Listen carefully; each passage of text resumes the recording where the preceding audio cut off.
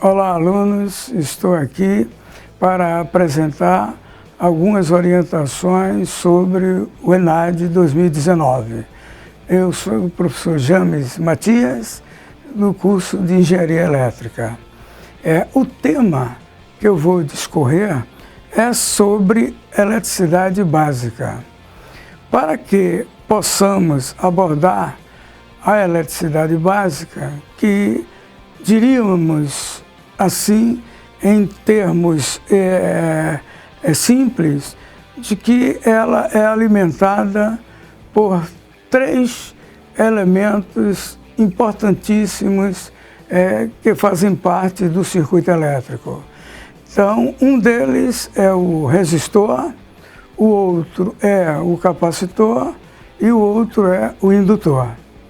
Esses três elementos, eles têm participação ativa, principalmente nos anos ou nos semestres iniciais das engenharias.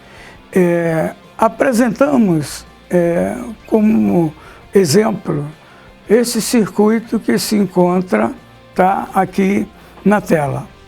O circuito ele é composto de uma fonte de tensão 12 volts contínua, também representada, consta no circuito L, L1, L2, L3 são as lâmpadas e aqui o capacitor com 1 farad, a unidade de capacitância, e o indutor lá representado como 1 henries de indutância. Este circuito, ele caracteriza-se pelas cargas resistiva, capacitivas e indutiva. É muito importante para o conhecimento básico da eletricidade saber-se o comportamento desses elementos.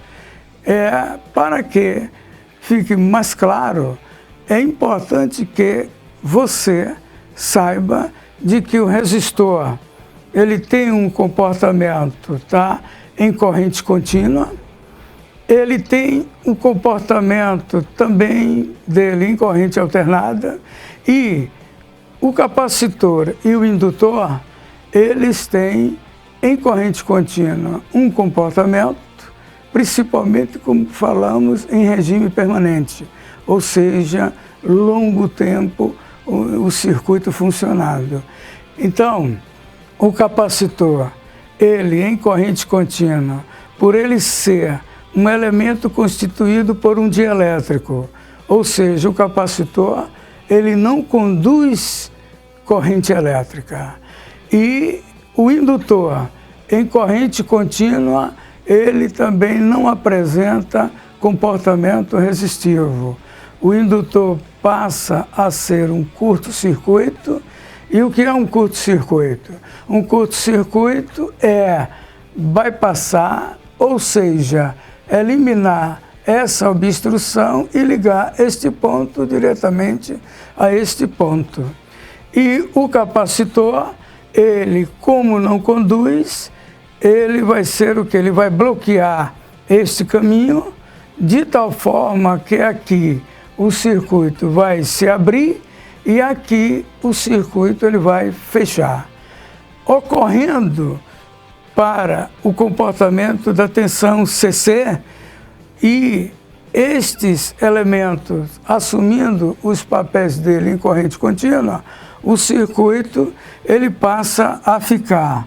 O capacitor ele não conduz, ele abre o circuito, e o indutor ele não abre o circuito, ele faz um papel de curto-circuitar o elemento, ou seja, transformar este caminho em um caminho contínuo e único.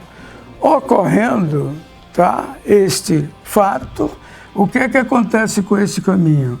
Ele se transforma em um curto-circuito, então bypassa, e o circuito agora fica somente representado pela fonte, representado por esta lâmpada, e esta lâmpada daqui, ela perde a luminosidade porque a corrente aqui, ela passa a ser zero e ela vai passar deste elemento resistivo para cá totalmente.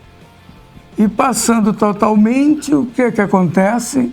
Deixa esta lâmpada de ser suprida por corrente, esta outra fica sem alimentação porque o capacitor abriu, e o circuito resultante ele ficaria equivalente a somente fonte, lâmpada 2, porque aqui o circuito já não provoca efeito, a lâmpada não vai ser suprida, e também é claro que a lâmpada 1 também é apagada e o circuito final fica a fonte e a lâmpada 2.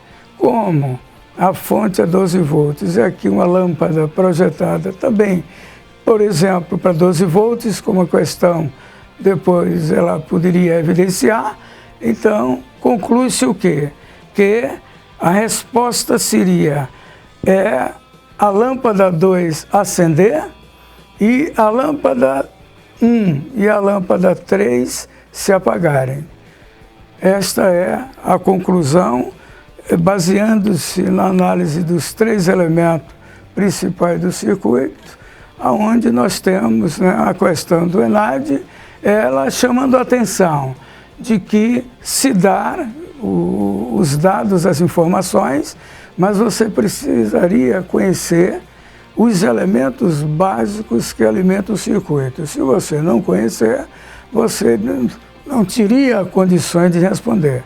Ponto-chave: corrente contínua, comportamentos em corrente contínua. Se fosse em corrente alternada, a análise seria outra, porque os elementos, o capacitor e o indutor, eles teriam componente resistiva. Desejo a todos uma boa prova, tenham tranquilidade, saibam, né, que você precisa ter os conhecimentos da disciplina. Não adianta pensar em fazer uma prova do ENAD simplesmente achando que todas as informações vão ser impostas na prova. Algumas questões, sim. Outras questões, elas vão exigir esta análise, né, de conteúdo e também correlacionar elas com as alternativas que você tem para digamos assim, opção que vocês têm como respostas para as alternativas. Termino neste momento esta breve apresentação, esperando que tenha contribuído, tá, com todos vocês, e voltamos numa próxima oportunidade.